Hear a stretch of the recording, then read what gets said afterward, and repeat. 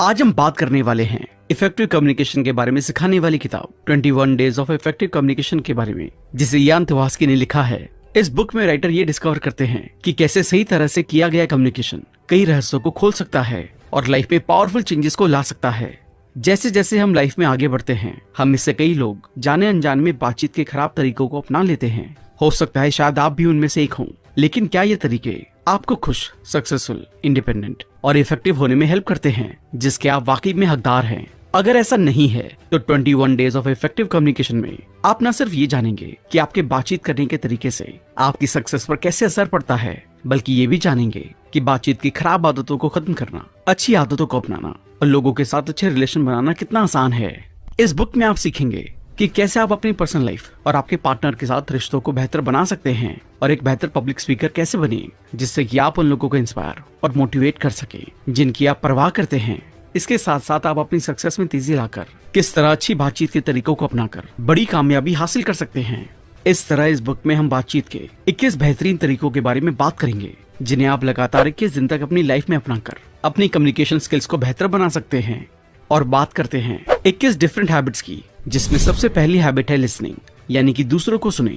अगर बातचीत की शुरुआत में या बीच में आपको लगता है कि सामने वाला काम की बातें नहीं कर रहा है, तो बीच में रोकने की बजाय उनकी पूरी बात सुने और समझने की कोशिश करें, क्योंकि हो सकता है कि पूरी बात सुनकर आप उनके नजरिए को ज्यादा और बेहतर तरीके से समझ सकें। एक अच्छा लिसनर बनने के लिए कुछ इंपॉर्टेंट टिप्स हैं, जैसे कि सबसे पहले बोलने वाले इंसान को लगातार बोलने के लिए एनकरेज करने के लिए वर्बल और नॉन वर्बल सिग्नल का यूज करें। वर्बल में एनकरेज करने वाले वर्ड्स आते हैं जैसा कि अच्छा, अरे वाह, फिर क्या हुआ, और नॉन वर्बल में आप अपना सिर हिलाकर और अपने बॉडी की मूवमेंट के थ्रू उन्हें बोलते रहने के लिए एनकरेज करते हैं। इसके बाद सामने वाले इंसान को तब तक बोलने का मौका दें जब तक आपको ना लगे कि आप कोई जरूरी बात कहना चाहते हैं या उनके काम की बात पूरी हो चुकी है। तीसरा, सामने वाले इंसान की बात को सुनते समय किसी साइकोलॉजिस्ट की तरह बिहेव ना करें, जैसे कि आप उनकी बातों को सुनकर समझकर कोई रिसर्च करने की कोशिश कर रहे हैं, बल्कि एक दोस्त की तरह उनकी बातों के साथ एंगेज होने की कोशिश करें। चौथा, अगर आपको महसूस होता है कि सामने वाले इंसान को बेहतर एडवाइस की जरूरत है और आपके पास उनसे बेहतर एडवाइस है, तो उनकी मदद करने के लिए आप पोलाइटली उन्हें सजेशन दें। पांचवी टिप ये है कि सामने वाले की बात को रिफ्रेज करें, जिससे उन्हें लगे कि आप उनकी बात को ध्यान से सुन रहे हैं। एग्जाम्पल के तौर पर, अगर कोई आपसे कहता है कि मैं चाहता हूँ कि आप मेरे साथ वहाँ चले, तो आप रिप्लाई में कह सकते हैं कि अच्छा, तो आप ये चाहते हैं कि मैं आपके साथ वहाँ चलूं, और उसके बाद आप अपनी बात शुरू करें। लेकिन यहाँ पर ध्यान रखें कि सामने वाले की बात को कॉपी ना करें, बल्कि बात को उतना ही रिपीट करें जिससे कि उन्हें ये एहसास हो कि आप उनकी बात को ध्यान से सुन रहे हैं। और आखिर में, इस आदत को अभी से अपनी जिंदगी में अपनाने के लिए अपने किसी भी करीबी दोस्त और परिवार के सदस्यों के साथ इस तरीके को अपनाना शुरू कर दें। इफेक्टिव कम्युनिकेशन की दूसरी हैबिट है कि काउंट करें कि कितनी बार आपने लोगों को इंटरप्ट किया है। इससे न सिर्फ आपको इस बात की क्लैरिटी मिलेगी कि जाने अनजाने में आपने किस इंसान को कितनी बार इंटरप्ट किया है, बल्कि इस आदत को सुधारने का भी एक अच्छा मौका मिलेगा। यहाँ पर कुछ तरीके हैं जिनके जरिए आप इंटरप्ट करने की इस आदत को खत्म कर सकते हैं। सबसे पहले, इंटरप्ट करने की आदत को कम करने के लिए गोल बनाएं और उस गोल को अचीव करने पर अपने आप को रिवॉर्ड दें। दूसरा, इस आदत को कम या फिर खत्म करने के लिए नोट्स बनाना भी बहुत फायदेमंद है, जैसे कि आप अपने वर्किंग स्पेस के कंप्यूटर स्क्रीन पर या अपने मोबाइल के वॉलपेपर पर इसे लिख सकते हैं, जिससे कि पूरे दिन जब भी आपकी नजर इस पर पड़े तो इस आदत को खत्म करने का ख्याल तुरंत आपके मन में आए। और जहां आप ऐसे नोट्स नहीं ले जा सकते हैं, जैसे कि अपने क्लाइंट या बॉस से मीटिंग के दौरान, तो उस समय अपनी इंपॉर्टेंट फाइल या चेकलिस्ट में इसको लिख लें, जिससे कि आपको याद रहे कि आपको अपनी इंटरप्शन की आदत को खत्म करना है। अक्सर आपने अपनी जिंदगी में ये नोटिस किया होगा कि ज्यादा बोलने वाले इंसान के मुकाबले इंपॉर्टेंट बात बोलने वाले शांत इंसान ज्यादा इफेक्टिव होते हैं और लोग उनकी बातों को भी सुनना पसंद करते हैं। इसलिए आप भी सिर्फ इंपॉर्टेंट बात ही बोलें और फालतू की बातों से जितना दूरी बना सके उतनी बनाएं। साथ ही जब भी आप किसी को अनजाने में इंटरप्ट कर दें और तुरंत आपको इस बात का ख्याल आए, तो उसी वक्त अपनी जुबान को दांतों से थोड़ा सा काट लें, जिससे आपको सेल्फ पनिशमेंट का एहसास हो, जिससे अगली बार इंटरप्ट ना करने के थॉट्स पहले से आपके दिमाग में रहें। तीसरी हैबिट है कि एक इंक्लूसिव कम्युनिकेटर बने। आसान शब्दों में कहें तो इंक्लूसिव कम्युनिकेटर वो होता है जो सबके साथ घुल मिल जाता है, यानी कि सिर्फ अपने ओपिनियन या ग्रुप में किसी इंडिविजुअल इंसान के ओपिनियन के बेस पर कोई डिसीजन लेने की बजाय वो ग्रुप में मौजूद सभी लोगों के ओपिनियन लेकर एक बेहतर डिसीजन लेने में विश्वास रखता है। इसलिए आज की यूनिटी एंड डाइवर्सिटी वाली सोसाइटी में ऐसे लोगों की डिमांड बहुत बढ़ती जा रही है। इंक्लूसिव कन्वर्सेशन करने के लिए आपको कुछ इंपॉर्टेंट टिप्स की जरूरत है, जैसे किसी एक इंसान या एक ग्रुप को प्रायोरिटी देने की बजाय मिलजुल कर डिसीजन लेने की कोशिश करें। दूसरा, बिना जाने किसी इंसान के बारे में या उनके जेंडर के बारे में अज्यूम ना करें। जैसे कि अगर आप पहली बार अपने बॉस से मिल रहे हैं और उनके जेंडर के बारे में नहीं जानते हैं तो उन्हें ही और शी कहने की बजाय दे वर्ड का यूज करें। और तीसरा, किसी इंसान की डिसेबिलिटी को बाहर उजागर करने के बजाय उसकी काबिलियत और पॉजिटिविटी पर ध्यान दें। चौथी हैबिट है अपनी वोकैबुलरी को बढ़ाएं, यानी कि उसे इम्प्रूव करें, क्योंकि पर्सनल और प्रोफेशनल बातचीत के दौरान अच्छे शब्दों का इस्तेमाल करने से ज्यादा इम्पैक्ट पड़ता है। क्योंकि जब आप अच्छी वोकैबुलरी के जरिए मुश्किल शब्दों के साथ ज्यादा फेमिलियर होने लगते हैं तो आपकी रीडिंग और बोलने की स्पीड भी बढ़ने लगती है, क्योंकि तब आपको किसी भी शब्द को बोलने के लिए रुकने की जरूरत नहीं पड़ती। अपनी वोकैबुलरी को बढ़ाने के लिए यहाँ कुछ तरीके दिए गए हैं, जैसे कि सबसे पहले हर दिन कोई भी एक नया शब्द सीखें और उसे दिन में कम से कम 11 बार इस्तेमाल करें। दूसरा, नए शब्दों को सीखने के लिए उन्हें अपनी डेली लाइफ में यूज करने के लिए एक एक्साइटेड इंसान बने, जो हर समय मौका मिलते ही नए शब्द सीखने के लिए और उसे अपनी बातचीत में यूज करने के लिए हमेशा तैयार रहता है। तीसरा, हर रोज कम से कम बुक का एक पेज पढ़ें। इसे पढ़ने से न सिर्फ आपकी वोकैबुलरी बेहतर होगी बल्कि इसके साथ साथ आपकी नॉलेज भी बढ़ेगी, जो जिंदगी के अलग अलग स्टेजेस को बेहतर बनाने में एक इम्पोर्टेंट रोल प्ले करती है। और चौथा, कभी भी पूछने में शर्म ना करें। अगर किसी से बातचीत के दौरान आपको महसूस होता है कि कोई वर्ड आपको समझ नहीं आया है तो बेझिझक उनसे पूछ लें, ताकि आपको एक नई चीज सीखने का मौका मिले। पांचवी हैबिट है कि बट की जगह एंड का और नेगेटिव बातों में येट का यूज करें। आमतौर पर हम सबकी जिंदगी में कभी न कभी ऐसी बातें होती हैं जिसमें हमें ना चाहते हुए भी अनचाही सिचुएशन और नेगेटिविटी का सामना करना ही पड़ता है। ऐसी सिचुएशन में आप अपनी बातचीत के कुछ वर्ड्स को बदलकर अपनी बातों और माहौल को पॉजिटिव बना सकते हैं, जैसे कि बट की जगह एंड का यूज करें।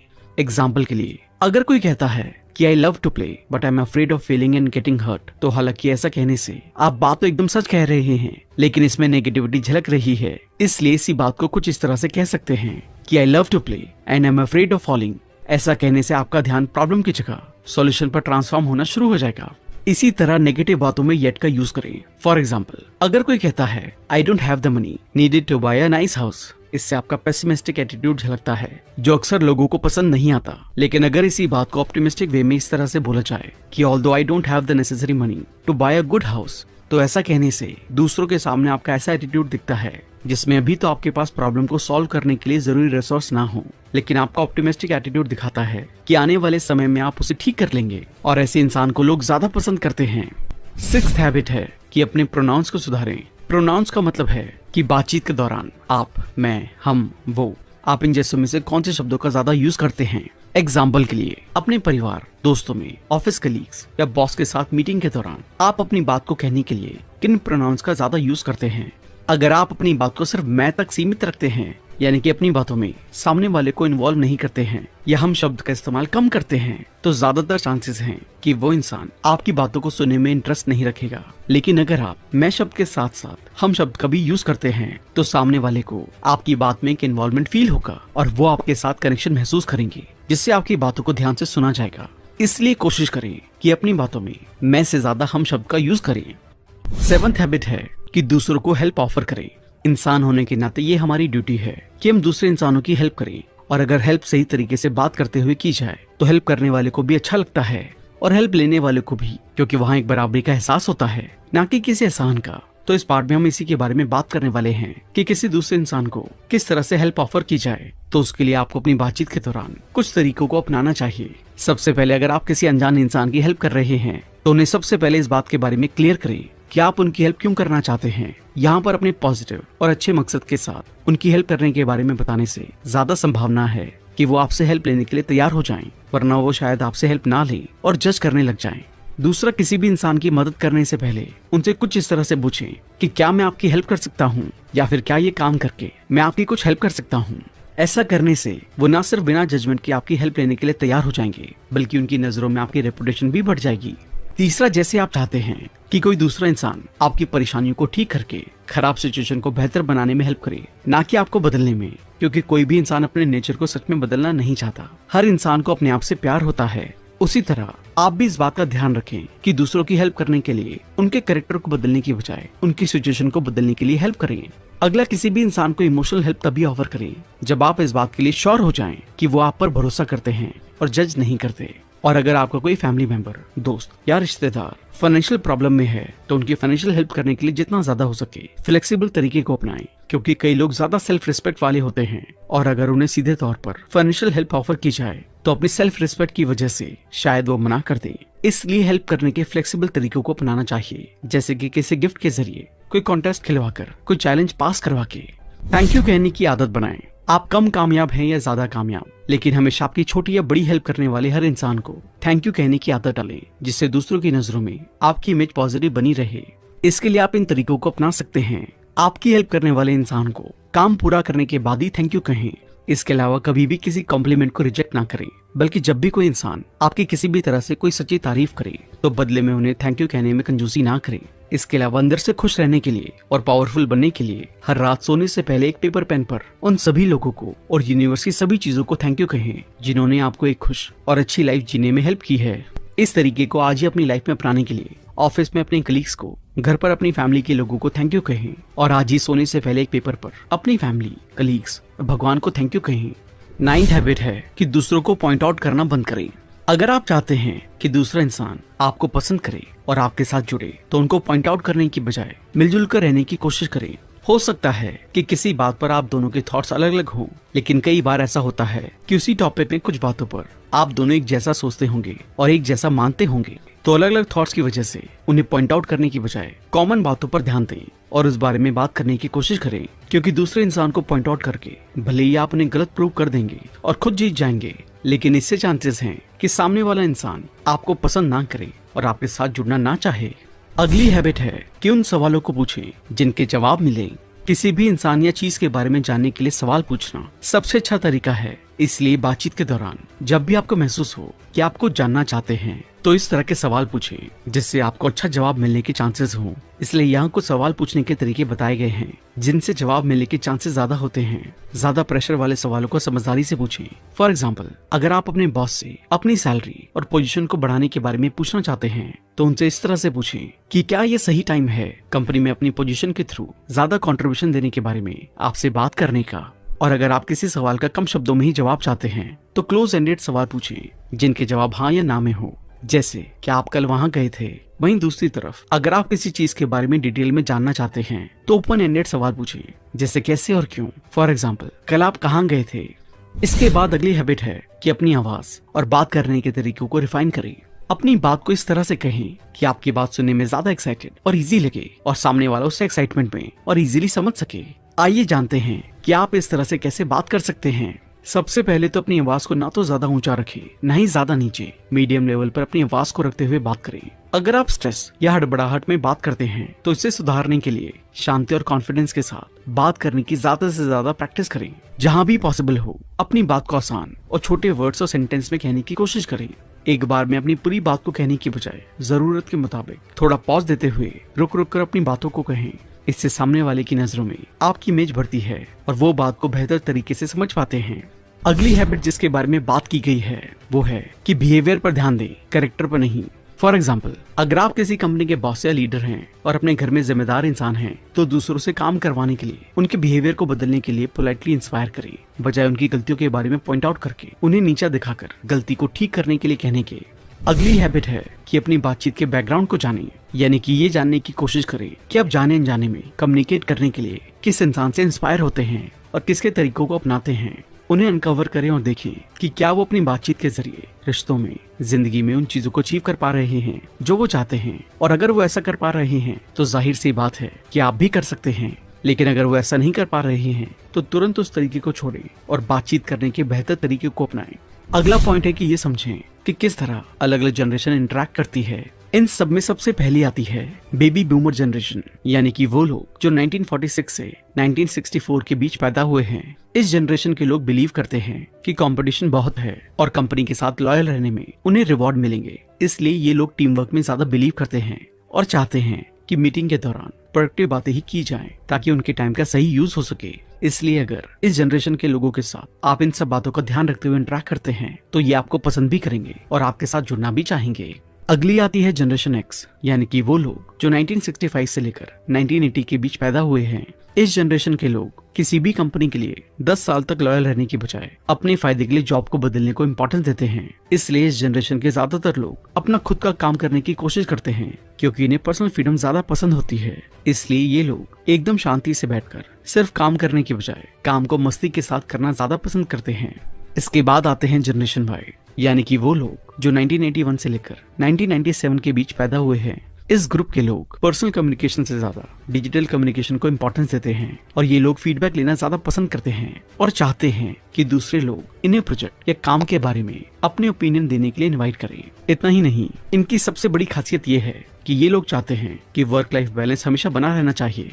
आखिर में आते हैं जनरेशन जी, यानी कि 1998 से लेकर अभी तक पैदा होने वाले लोग। इस जनरेशन के लोग ग्लोबलाइजेशन को बहुत ज्यादा इंपॉर्टेंस देते हैं और अपने करियर ऑप्शन के बारे में पिछली जनरेशन से ज्यादा अवेयर होते हैं। ये इंडिपेंडेंस, इनोवेशन और क्रिएटिविटी की वैल्यू करते हैं और क्योंकि ये लोग इकोनॉमिक ग्रोथ के जमाने में पैदा हुए हैं, इसलिए इनमें दूसरी जनरेशन के मुकाबले ज्यादा पैसे कमाने की इच्छा बहुत ज्यादा होती है। इस तरह आप अलग अलग जनरेशन को समझकर उनके हिसाब से बात करके आप उन्हें आसानी से अपनी तरफ अट्रैक्ट कर सकते हैं। अगली हैबिट है कि ईमेल पर बात करने की आदत डालें। अपने सीनियर या बॉस को इफेक्टिव मेल लिखने की प्रैक्टिस करें और उसके लिए इन तरीकों को अपनी ईमेल में अपनाएं। अगर दूसरा इंसान आपका कोई सीनियर है तो उनके टोन को मिरर करें। फॉर एग्जाम्पल, अगर वो अपनी ईमेल के लास्ट में योर्स या रिगार्ड्स लिखते हैं तो आप भी उन्हें ईमेल लिखते वक्त अपनी ईमेल के लास्ट में योर्स या रिगार्ड्स लिखें। अपनी ईमेल को पॉइंट्स के साथ लिखें और उसमें अपना कॉन्टैक्ट नंबर जरूर ऐड करें, खासकर तब जब आप दूसरे इंसान से किसी सीरियस मैटर पर बात करना चाहते हैं, ताकि उस बारे में बात करने के लिए वो आप तक आसानी से पहुंच सके। अपनी ईमेल की सब्जेक्ट लाइन को कम से कम शब्दों में ऐसे लिखें कि वो पूरी ईमेल के मेन मैसेज को बताए और अपनी ईमेल को लिखते समय ऐसा फील करें कि मानो दूसरा इंसान आपके साथ में बैठकर ईमेल को पढ़ रहा है। इन बातों को ध्यान में रखते हुए ईमेल लिखने से आप सामने वाले इंसान के नजरिए को भी ध्यान में रखकर एक बैलेंस ईमेल लिख सकते हैं। अगली हैबिट कहती है कि आप अपने आप को नीचा दिखाना बंद करें। हमेशा दूसरे इंसान से बात करते समय अपने आप को उनके बराबर रखें और अगर जरूरत हो तो उनसे ऊपर और किसी जेन्युइन रीजन के बिना अपने आप को नीचा ना दिखाएं। अक्सर कई लोग अपने आप को नीचा इसलिए दिखाते हैं क्योंकि कई लोग घमंडी बनकर जीना नहीं चाहते और आमतौर पर हमारे माँ बाप दूसरों के साथ मिलजुल कर रहने के लिए कभी कभी खुद को झुकना भी सिखाते हैं, जो कि एक अच्छी सलाह है, लेकिन हर समय हर इंसान के सामने झुकना भी ठीक नहीं है। इसके अलावा झुकने का सबसे बड़ा रीजन है लोगों में कम सेल्फ कॉन्फिडेंस होना। और अब बात करें अपने आप को कम मानने के रिजल्ट की, तो जो इंसान ऐसे करने के आदी हो जाते हैं वो अपने आप को औरों के मुकाबले कम मानने लगते हैं, भले ही उनमें बहुत ज्यादा एबिलिटीज क्यों ना हो। इसके अलावा हो सकता है कि आप उन अच्छी अपॉर्चुनिटीज को भी मिस कर दें जिनके जरिए आप अपनी जिंदगी को पूरी तरह से बदल सकते हैं। इसके साथ दूसरे लोगों को भी ये लगता है कि आप उन्हें जज कर रहे हैं। अगला हम बात करेंगे कि कैसे दूसरों की एडवाइस ली जाए। दूसरों से एडवाइस लेने के लिए सही तरीके से बात करें और उसके लिए सबसे पहले अपना ऑब्जेक्टिव उन्हें बताएं कि आप किस परेशानी को सॉल्व करने के लिए उनसे एडवाइस लेना चाहते हैं। इसके अलावा उन्हें ये भी बताएं कि क्यों उनकी एडवाइस आपके लिए ज्यादा फायदेमंद हो सकती है और अच्छी तरह से एडवाइस लेने के लिए उन्हें बताएं कि आप उनकी एडवाइस के जरिए क्या अचीव करना चाहते हैं। इसी के साथ एडवाइस मिलने के बाद उनको थैंक यू कहें। अब बात करते हैं कि कैसे नासमझ लोगों से दूर रहें। अगर आपको लगता है कि सामने वाला बिना काम की बात कर रहा है या उनकी बात रिलेवेंट नहीं है, तो कुछ तरीकों को अपनाकर आप ऐसे लोगों को बोलने से रोक सकते हैं। अगर आपको लगता है कि वो आपको बोर कर रहे हैं तो उन्हें कोई काम दें जिसे करने में वो बिजी हो जाएं। और अगर आपको लगता है कि वो बिना काम की जरूरत से ज्यादा बातें कर रहे हैं तो उनसे उनकी पर्सनल डिटेल्स के बारे में पूछना शुरू कर दें। और जैसा कि हम सभी जानते हैं कि हर इंसान दूसरों के सामने अपनी हर पर्सनल बात को नहीं बताता, तो वो भी कुछ बातें बताने के बाद अपने आप चुप हो जाएंगे। इसके अलावा आप उनसे सीधे सीधे पूछ सकते हैं कि आप क्या बात करना चाहते हैं या ये बात आप क्यों कर रहे हैं। अगला है दूसरों को मोटिवेट करें। सेल्स फील्ड में अक्सर ऐसा होता है कि जहां सेल्समैन अपने क्लाइंट को अपनी बातों से मोटिवेट करना चाहता है और चाहते हैं कि उनके क्लाइंट भी उनके प्रोडक्ट या सर्विस को लेकर उतना ही ज्यादा मोटिवेट हो जितने की सेल्समैन है, क्योंकि जब ऐसा होगा तो क्लाइंट उनके प्रोडक्ट या सर्विस को खरीद सकते हैं। और ऐसा जिंदगी के अलग अलग पहलुओं में भी होता है, जैसे अपनी लाइफ पार्टनर को किसी बात के लिए मोटिवेट करने के लिए, अपनी फैमिली के लोगों को और भी कई जगह। तो इस तरह दूसरों को किसी बात को बनाने के लिए, किसी काम को करने या किसी चीज को यूज करने के लिए मोटिवेट करने के लिए इन तरीकों का यूज करें। सबसे पहले तो उनकी सच्ची तारीफ करके और कुछ अलग बातें करते हुए सच्चाई के साथ उनका ध्यान अपनी ओर करें।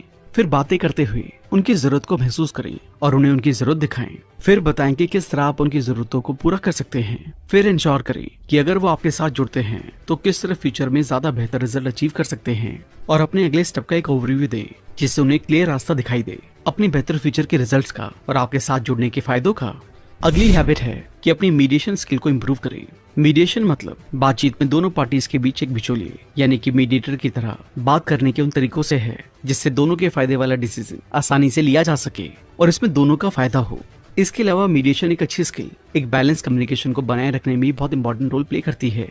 तो मीडिएशन के लिए आप कुछ तरीकों को अपनी बातचीत के दौरान यूज कर सकते हैं। सबसे पहले तो इस बात को इंश्योर करें कि आप एक मीडिएटर बनने के लिए आप सुटेबल कैंडिडेट हैं, जिसके बाद दोनों पार्टी सुनने के लिए तैयार हों। एक अच्छे मीडिएटर के रूप में बातचीत के कुछ इंपॉर्टेंट रूल्स बनाएं, जैसे कि एक पार्टी के बोलते समय दूसरा बीच में नहीं बोलेगा। इसके अलावा दोनों से उनके एजेंडा के बारे में पूछें कि वाकई में वो क्या चाहते हैं। दोनों पार्टीज की बातों को ध्यान से सुनें ताकि आप परेशानी की और उनके आपसी झगड़े की वजह को समझ सकें। फिर उनकी बातों को सुनकर डिसाइड करें कि किन बातों को रिजॉल्व किया जाना चाहिए और किन्हें इग्नोर कर देना चाहिए, जो दोनों के लिए बेहतर है। फिर दोनों पार्टीज को एक एक करके लिए गए डिसीजन को मानने और अपनाने के लिए उनकी ब्रेनस्टॉर्मिंग करें, ताकि वो लिए गए डिसीजन को माने और दोबारा किसी तरह का कॉन्फ्लिक्ट ना करें। फिर दोनों पार्टीज को मोटिवेट करें कि वो लिए गए डिसीजन को मानते हुए अपने गोल को अचीव करें।